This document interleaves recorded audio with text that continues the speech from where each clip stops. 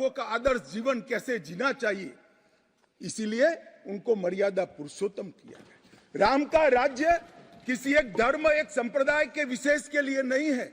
राम का राज्य, आदर्श राज्य कैसा होना चाहिए, इसका प्रतीक न केवल भारत, समग्र दुनिया के देशों के लिए बना हुआ है मान्यवर। और इसलिए मैं मानता हूं कि राम और राम के चरित्र को फिर से प्रस्तावित करने का काम 22 जनवरी को हुआ है, मोदी जी के हाथ से हुआ है।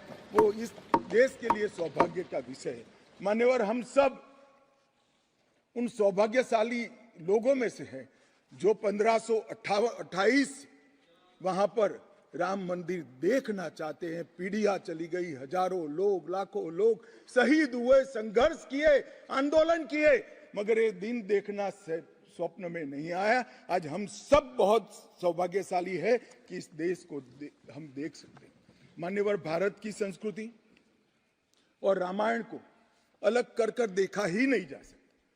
कई भाषाओं में, कई प्रदेशों में और कई प्रकार के धर्मों में भी रामायण का जिक्र, रामायण का अनुवाद, रामायण से बनी परंपराएं और रामायण को अपने राष्ट्रीय चेतना का एक आधार बनाने का काम हुआ है। कई सारे रामायणों का उल्लेख है।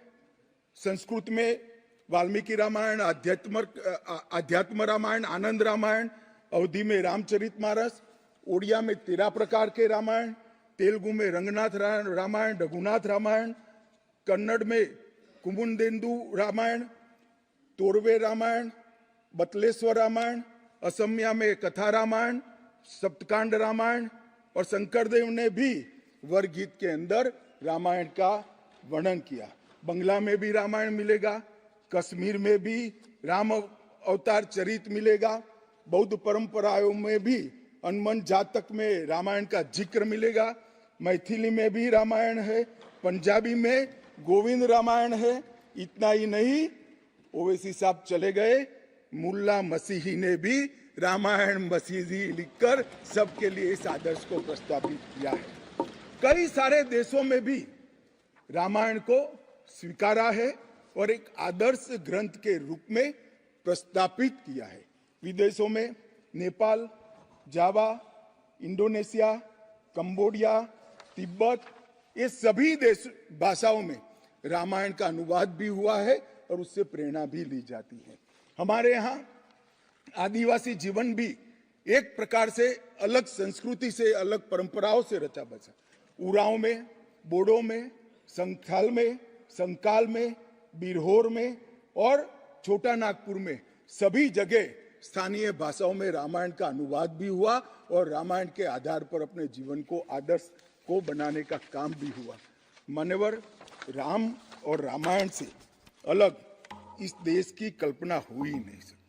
मान्यवर, ये जो राष्ट्र की इच्छा की परिपूर्ति सम्माननीय मोदी जी के हाथ से 22 जनवरी को अभिजीत मुहूर्त में हुई है। ये लड़ाई 1528 से लड़ी जा रही है।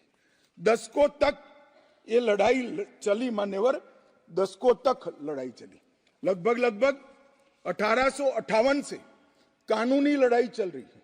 जब से अंग्रेजों का शासन था, 330 साल के बाद कानूनी लड़ाई का आज अंत आया है और रामलल्ला अपने गर्भगृह के अंदर विराजमान हुए हैं। मान्यवर, 330 साल के बाद और 1528 से एक लंबा जो आंदोलन चला उसकी समाप्ति हुई है और देश की आध्यात्मिक चेतना की जागृति हुई है।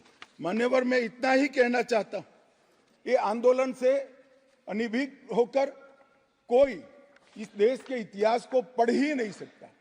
आज से नहीं, 1528 से हर पीढ़ी ने इस आंदोलन को किसी न किसी स्वरूप से वाचा दी और ये मामला लंबे समय तक अटका रहा, भटका रहा, लटकता रहा। आज मोदी जी के समय में ही इसको परवान चढ़ना था, इस स्वप्न को सिद्ध होना था और आज देश स्वप्न सिद्ध होता हुआ दिखा है। मान्यवर, राम जन्मभूमि का जो इतिहास है ये बहुत लंबा है। अनेक राजाओं, संतों, निहंगों, अलग अलग संगठनों और कानून विशेषज्ञों ने ये लड़ाई में योगदान दिया है। मैं आज ये 1528 से 22 जनवरी 2024 तक की संपूर्ण कानूनी और युद्धों की और आंदोलनों की लड़ाई को, ये सभी योद्धाओं को बहुत विनम्रता से स्मरण करना चाहता हूं। और उनकी लड़ाई जब आज समाप्त हुई है, तब मुझे विश्वास है मान्यवर, वो जहां भी होंगे बड़ी आनंद की अनुभूति करते होंगे, अपनी श्रद्धा को चरितार्थ करने की अनुभूति करते होंगे। गिलहरी के समान कई लोगों ने अपना योगदान दिया और मान्यवर, ये राम सेतु जो बनना था 1528 से 22 जनवरी 2024 तक का, ये सेतु का भूमि पूजन भी नरेंद्र मोदी जी ने किया और प्राण प्रतिष्ठा भी नरेंद्र मोदी जी के। मान्यवर, 1990 में जब ये आंदोलन ने गति पकड़ी, उसके पहले से ही भारतीय जनता पार्टी का ये देश की जनता को वादा था। हमने पालमपुर कार्यकारिणी के अंदर हमने एक प्रस्ताव पारित कर कहा था कि राम मंदिर का निर्माण, इसको कोई एक धर्म के साथ नहीं जोड़ना चाहिए, ये देश की चेतना की पुनर्जागृति का आंदोलन है। इसलिए हम राम जन्मभूमि को मुक्त कराकर, कानूनी रूप से मुक्त कराकर वहां पर राम मंदिर की स्थापना करेंगे। अब इस देश में प्रॉब्लम क्या है साहब, जब चुनाव में घोषणा पत्र में लेते हैं तो कहते हैं चुनाव में वोट प्राप्त करने के लिए लिया, चुनावी वादा है। ये भाजपा ऐसे ही वादे करती है, 370 हो, राम जन्मभूमि हो, यूनिफॉर्म सिविल कोड हो, ट्रिपल तलाक समाप्त करना हो। अब ये कहते हैं आप ऐसे ही वादे करते हैं और ये वोट प्राप्त करने का जरिया होता है, और जब हम इसको पूरा कर देते हैं तो बड़ी खिलाफत करते हैं। मैं आज भी कहता हूं, भारतीय जनता पार्टी और हमारे नेता नरेंद्र मोदी जी मान्यवर जो बोलते हैं, जो कहते हैं, वो करते हैं। हमारी पार्टी का चरित्र है और ये कोई छिपी हुई बात नहीं है। किस चीज का आक्रोश? हम 1986 से कह रहे हैं कि हमारा भव्य राम मंदिर बनना चाहिए, संवैधानिक तरीके से। कुछ लोगों ने यहां पर और बाहर मीडिया के सामने प्रतिक्रिया व्यक्त की, वो कानून की दुहाई देते हैं। मैं उनको पूछना चाहता हूं कि मान्यवर, क्या सुप्रीम कोर्ट की 5 जजों की खंडपीठ के जजमेंट से आप वास्ता रखते हो या नहीं रखते हो? भारत के संविधान से वास्ता रखते हो या नहीं रखते हो? किसी ने अगर सुप्रीम कोर्ट की अवहेलना कर वहां पर मंदिर बनाया होता तो आप कुछ भी कह सकते थे, मगर जब देश की सर्वोच्च अदालत के 5 जजों की खंडपीठ ने, और जिसकी अध्यक्षता स्वयं चीफ जस्टिस ऑफ इंडिया और आने वाले 4 चीफ जस्टिस कर रहे थे, ऐसी महत्वपूर्ण बेंच ने जब ये निर्णय लिया, तब आप कैसे कन्नी काट सकते हो? मान्यवर, निर्णय पसंद हो तो स्वीकार कर लेना, सुप्रीम कोर्ट का सम्मान करना, और कोई निर्णय पसंद ना आए तो सुप्रीम कोर्ट के भी बड़ा बूढ़ा करना, ये ठीक नहीं है। मान्यवर, सुप्रीम कोर्ट के निर्णय ने आज पूरी दुनिया में भारत के पंथ निरपेक्ष चरित्र को उजागर किया है। दुनिया में एक भी देश ऐसा नहीं है जहां बहुमत समाज ने अपनी आस्था का निर्वहन करने के लिए इतनी लंबी कानूनी लड़ाई लड़ी। हमने राह देखी है, सुप्रीम कोर्ट में लड़ाई लड़ी, और सुप्रीम कोर्ट का जजमेंट आने के बाद वहां पर आज भव्य राम मंदिर बना है। मान्यवर, जो बोल रहे हैं उनको भी सब मालूम है कि क्यों बोल रहे हैं। मैं आज फिर से कहना चाहता हूं, हमारे गुजरात में एक कहावत है, हवन में हड्डी नहीं डालनी चाहिए।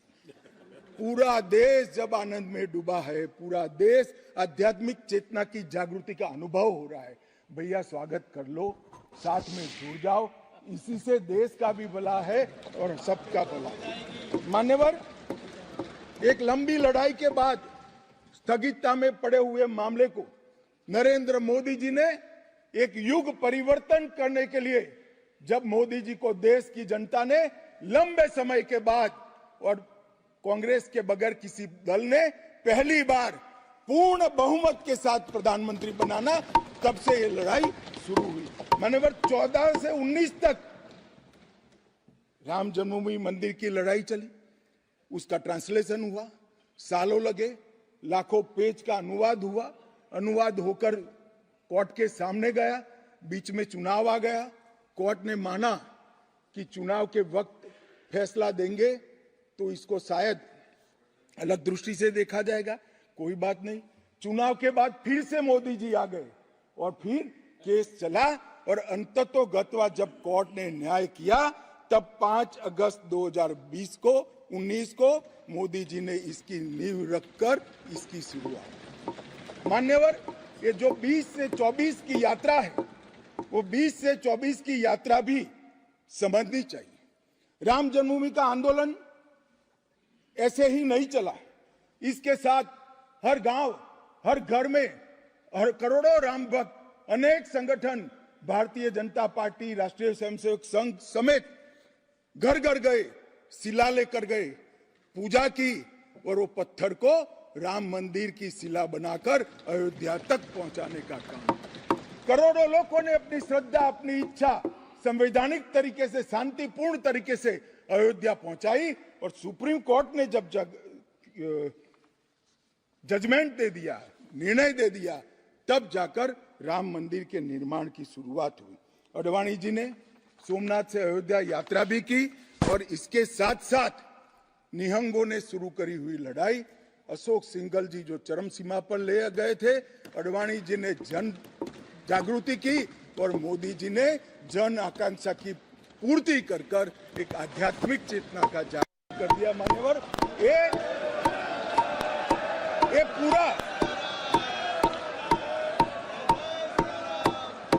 पूरा आंदोलन, मान्यवर, जब भी दुनिया का इतिहास लिखा जाएगा एक डेमोक्रेटिक वैल्यू के रूप में देखा जाएगा कि कोई एक देश अपने बहुमती समाज की धार्मिक विश्वास की पूर्ति के लिए इतने समय धैर्य रखकर सुप्रीम कोर्ट में गुहार लगाता रहे और सुप्रीम कोर्ट के जजमेंट आने के बाद सौहार्दपूर्ण वातावरण में इसकी पूर्ति हो। मान्यवर, ये बहुत बड़ी बात है और मैं मानता हूं मान्यवर कि ये मोदी जी के नेतृत्व के बगैर संभव नहीं था।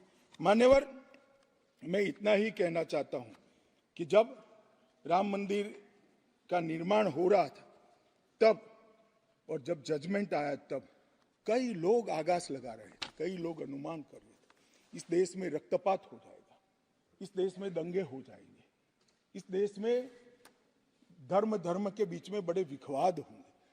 मगर मैं आज इस सदन को कहना चाहता हूं, ये भारतीय जनता पार्टी की सरकार है, नरेंद्र मोदी इस देश के प्रधानमंत्री। कोर्ट के जजमेंट को भी जय पराजय की जगह सबकी मान्य न्यायालय के आदेश में परिवर्तित करने का काम मोदी जी के दूरदर्शी विचार ने। और उसके बाद जब समय आया, निर्माण के बाद जब समय आया, मान्यवर, उनको न्योता मिला कि वो आकर भूमि पूजन करें। 130 करोड़ की जनता के वो जनप्रतिनिधि हैं। न्यास ने उनको नेतृत्व करने का, जनता का प्रतिनिधि के नाते जब मौका दिया शिलान्यास करने का, तब मोदी जी के जो पूरा आचरण है इसको ध्यान से देखना चाहिए। मान्यवर, वो आचरण आने वाले अनेक सैकड़ों सालों तक दुनिया के सामने रहेगा और दुनिया के सामने इससे कई लोगों को प्रेरणा भी मिलेगी। मान्यवर, हम सब ने आचार्य गोविंद देव गिरि जी ने जो वक्तव्य दिया वो सुना है।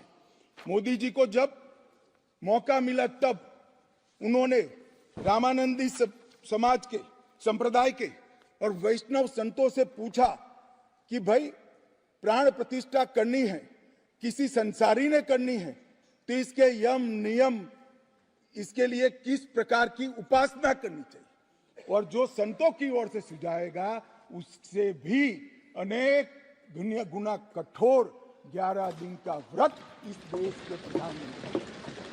मान्यवर, 11 दिन तक सैया पर नहीं सोना, 11 दिन तक केवल नारियल पानी के साथ उपवास करना, 11 दिन तक पूरा समय राममय, राम भक्ति में रचे बसे रहना और जीवन की उस वक्त की हर सांस को राम के साथ जोड़कर राममय बनकर प्राण प्रतिष्ठा करना। मान्यवर, ये 11 दिन में मां सबरी, गिलेरी, वानर, भालू, जटायु, ये सब के साथ जुड़े हुए देश भर में जो राम के स्थान थे, वहां जाकर राम के काज के लिए गिलहरी जैसा भी योगदान देने वालों को श्रद्धा पूर्वक प्रणाम करने का काम प्रधानमंत्री। राम मंदिर का जब भूमि पूजन का समय आया, कोई पॉलिटिकल नारे नहीं लगाए, ना मोदी जी ने इसका नेतृत्व पॉलिटिकली किया, ना हमारी पार्टी ने किया। हर रोज एक राम का भजन अलग अलग भाषा में ट्वीट कर एक भक्ति का आंदोलन शुरू किया। मान्यवर, इस देश में कई सारे भक्ति के आंदोलन खड़े हुए हैं, ढेर सारे आंदोलन खड़े हुए। मान्यवर, इस देश में भक्ति का आंदोलन कोई नया नहीं है। मान्यवर, मीरा ने चलाया, गुजरात में नरसिंह मेहता ने चलाया, रामानंद ने चलाया, एकनाथ और ज्ञानेश्वर ने चलाया, शंकरदेव और माधवदेव ने असम में चलाया, चैतन्य महाप्रभु ने चलाया, समर्थ रामदास ने चलाया। ये सब भक्ति आंदोलन ने समय समय पर देश को मजबूत करने का काम किया है, सनातन धर्म को टिकाने का काम किया है और सनातन धर्म के प्रति सबकी आस्था को बंधाने का काम। घनघोर अंधेरी रात में एक ध्रुव तारे की तरह ये भक्ति आंदोलन ने देश के जनमानस का नेतृत्व किया। भारत के ही छोर में 10 सिख गुरुओं ने अनेक प्रकार के बलिदान, एक दशम पिता ने तो अपना सर्वस्व दान कर दिया। इस प्रकार के त्याग की भी इस देश की परंपरा रही, परंतु ये समग्र भारत के हजारों साल लंबे सांस्कृतिक और राजनीतिक इतिहास में एक शासक ने, एक जनता के व्यक्ति ने, एक जनता के प्रतिनिधि ने अपने यम, नियम, तप और उपासना से भक्ति चेतना की जागृति की, तो इसका एकमात्र घटना नरेंद्र मोदी जी ने की। और मैं तो स्वयं अनुभव कर रहा हूं। मैं उस दिन बैठा था लक्ष्मी नारायण मंदिर में, दिल्ली में बिरला मंदिर में, जो जनता थी, जो लोग थे, सबकी आंखों में आंसू थे। पूरा देश राममय हो गया था और जय श्री राम के नारे लगा रहा। मान्यवर, मोदी जी ने बड़ी शालीनता के साथ विजय के, पराजय के कोई भाव के बगैर जय श्री राम के युद्ध के नारों से पूरी दुनिया जानती है। जय श्री राम की वानर सेना का युद्ध का घोष था, पूरी दुनिया जानती है। जय संघर्ष चला तब जय श्री राम चला और मंदिर बना तो जय सिया राम हो गया।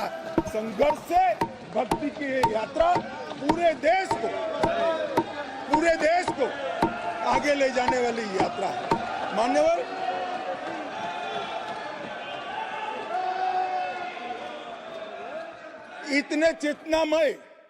इतने चेतनामय वातावरण के अंदर भी विभाजन की बात करने वाले लोगों से मेरा करबद्ध निवेदन है, समय को पहचानो, एकता के संदेश को स्वीकारो और आगे देखकर चलना शुरू करो, भारत की और हम सब की भलाई। मान्यवर, ये बहुत बड़ा संदेश मोदी जी ने दिया है और मैं फिर से एक बात कहना चाहता हूं, जिसने संन्यास्त नहीं लिया है, जो सन्यासी नहीं है, जो किसी पंथ संप्रदाय का उपदेशक नहीं है, ऐसा व्यक्ति और जो देश का शासक है, प्रधानमंत्री है, प्रधान सेवक है, ऐसा व्यक्ति आध्यात्मिक चेतना, भक्ति की चेतना खड़े, ये दुनिया में ऐसी मिसाल शायद ही कहीं नहीं मिली। मान्यवर, मैं ये जरूर कहना चाहता हूं, इस सदन में खड़े होकर गौरव के साथ कहना चाहता हूं कि मोदी जी मेरे नेता है, मेरे पार्टी के नेता है, मेरे पार्टी के प्रमुख नेता है। मान्यवर, मोदी जी ने एक ऐसा नेतृत्व दिया जिसने अनेक समय पर नेतृत्व के गुण क्या होते हैं इसका परिचय देने का काम किया। अच्छे समय में भी किस प्रकार से संयम रखना चाहिए इसका एक उदाहरण स्थापित करने का काम किया और हर समय पर निर्भयता के साथ, संवेदनशील, सजग और जन भावनाओं को समर्पित नेतृत्व कैसा होता है इसका उदाहरण दिया। इनके 10 साल के कालखंड के अंदर अनेक प्रकार के पड़ाव आए हैं। माननीय, ये भी राम जन्मभूमि के आंदोलन जैसे ही पड़ाव रहे हैं, क्योंकि जो गड्ढा ये खोद कर गए थे वो गड्ढे को भरकर उसमें महान भारत की इमारत बनाना ये राम मंदिर की यात्रा से कोई कम यात्रा नहीं है। मान्यवर, सबसे पहले मैं कहता हूं कि जो आर्थिक क्षेत्र के अंदर जो बदहाली करी थी, जो पॉलिसी पैरालिसिस वाली गवर्नमेंट थी, सैकड़ों पॉलिसियां बनकर आज 11वें नंबर से 5वें नंबर पर हमारे अर्थतंत्र को ले जाकर एक नीति के आधार पर चलने वाला राज्य, नीति के बनाने वाले नेता कैसा होता है उसका उदाहरण दिया। कोविड आया तो भयभीत हुए बगैर, सरकार की मशीनरी कम पड़ जाएगी, जब तक आंदोलन पूरा देश नहीं लड़ेगा इससे हम नहीं लड़ पाएंगे, वो जानते हुए एक मोर्चे पर वैक्सीन का इनोवेशन का काम चालू रहा, दूसरे मोर्चे पर हेल्थ इंफ्रास्ट्रक्चर का अपग्रेडेशन का काम चालू रहा, तीसरे मोर्चे पर हर गरीब के घर में अनाज पहुंचाने का काम चालू रहा, चौथे मोर्चे पर जो कोविड की दर्दियों की शुश्रूषा कर रहे थे उनका नेतृत्व करने का काम चालू रहा, और 5वें मौके पर जनता कर्फ्यू, दिया जलाना, थाली बजाना, हंसने वाले आज रोड पर घूमते हो गए, उनको मालूम नहीं है पूरी दुनिया मोदी जी के संवेदनशील और समग्रता से भरे हुए नेतृत्व को आज स्वीकार। मान्यवर, यही समय में कोविड का पड़कार भी आया, यही समय में 62 की तरह चीन ने अपना मुंह दिखाना शुरू किया, दृढ़ता के साथ नेतृत्व छाती सीना तान कर खड़ा रहा, हिंदुस्तान की 1 इंच जमीन नहीं। कई बार हुआ था इसी समय में पूंछ और पुलवामा में हमला हुआ, सर्जिकल स्ट्राइक और एयर स्ट्राइक कर नेतृत्व की वीरता का भी परिचय दिया और घर में घुसकर जवाब देने का काम किया। हजारों बच्चों जब परीक्षा के वक्त आत्महत्या करते थे, ट्रेस में आते थे, मनोरोग के शिकार बनने थे, एक पिता की तरह एक प्रजावात्सल नेतृत्व का परिचय देते हुए प्रजा परीक्षा पे चर्चा की भी बात।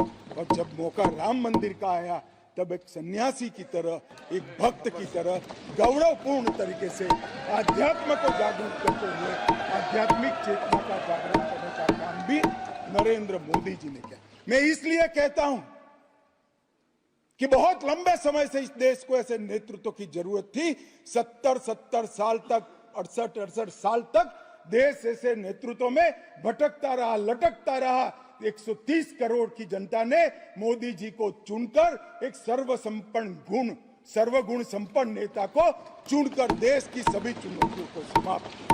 मान्यवर, मैं आज आपके माध्यम से ये मैं कहना चाहता हूं, ये राम मंदिर का निर्माण, और राम मंदिर में रामलला की बाल प्रतिमा, मनोहरी दृश्य, आंख बंद कर देते तो सामने वो प्रतिमा दिखाई पड़ती। इतनी मनोहरी प्रतिमा बनाने का काम हुआ और उसकी प्राण प्रतिष्ठा भी हुई। मान्यवर, एक प्रकार से समग्र भारतीय संस्कृति को मोदी जी के माध्यम से एक अभिव्यक्ति का काम है। मान्यवर, राम का जीवन ही अपने आप में परिपूर्ण जीवन। बचपन में ही शिक्षा संस्थानों की रक्षा के लिए विश्वामित्र के वहां रावणों का वध किया, अहल्या को सम्मान दिया, मां सबरी को गले लगाकर इस देश के गिरिजन और पिछड़े लोगों को गले लगाने का काम किया, महिलाओं का सम्मान किया, और गिलहरी, गिद्ध, वानर, रींछ, वनवासी सबको जोड़कर सत्य पर सत्य की विजय का झंडा श्री राम ने फहराया। और मोदी जी ने जब ये अयोध्या बन रही है, ढेरों लोगों ने, मैं आज सबके बीच में कहने से मेरी आपको अपने आप को रोक नहीं सकता, ढेरों लोगों के प्रस्ताव कि अयोध्या के इंटरनेशनल एयरपोर्ट को श्री राम का नाम दिया जाए। बड़ा लोक लुभावन प्रस्ताव, परंतु मोदी जी ने महर्षि वाल्मीकि का नाम देना। सारे मौकों पर दशरथ का सीता माता का चौराहे पर नाम देने का प्रस्ताव आया था। मोदी जी ने कहीं जटायु को रखा, कहीं गिलहरी को रखा, कहीं हनुमान को रखा।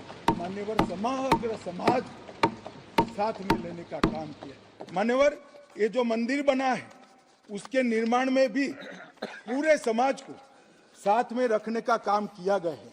मान्यवर मैं आपको जरूर बताना चाहता हूं कि इसमें देश के हर हिस्से को स्थान देने का काम मंदिर के निर्माताओं ने किया है। एक भी प्रदेश ऐसा नहीं है जहां से कुछ नहीं आया है। हर प्रदेश और आसपास के सभी देशों से राम काज के लिए कुछ न कुछ समर्पित हुआ है। सबकी भूमिका थी। पूरे समाज को जोड़कर मान्यवर ये मंदिर बना है। ये सामाजिक एकता का एक अद्भुत उदाहरण है मंदिर है। सांस्कृतिक पुनर्जागरण का अद्भुत उदाहरण है मंदिर है। मान्यवर अयोध्या में राम मंदिर विध्वंस के सामने विकास का विजय है। मान्यवर अयोध्या में राम मंदिर धर्मांधता के सामने आध्यात्मिकता और भक्ति का विजय। मान्यवर भारत के गौरवमय युग की ये शुरुआत है। आत्मनिर्भर भारत और विकसित भारत का रास्ते का प्रशस्तीकरण का पॉइंट है और भारत माता को विश्व गुरु बनाने के रास्ते की मान्यवर शुरुआत है। मैं जरूर मानता हूं कि सालों से सदियों से इस देश के प्रेरणा पुरुष रहे, जिनके चरित्र से न केवल इस देश पूरी दुनिया संदेश लेती है। ऐसे प्रभु श्री राम को मूर्ति का अपने निज घर में स्थापन से इस देश का जो नया युग शुरू हुआ है ये बहुत शुभांकर होगा और आने वाले दिनों में 2024 में भी मोदी जी के नेतृत्व में यहाँ सरकार बनेगी और ये शुभांकर शुरुआत हुई है उसको गंतव्य स्थान पर ले जाने का काम करेगी। मान्यवर मेरा बहुत बहुत धन्यवाद। मेरे शब्द और विचार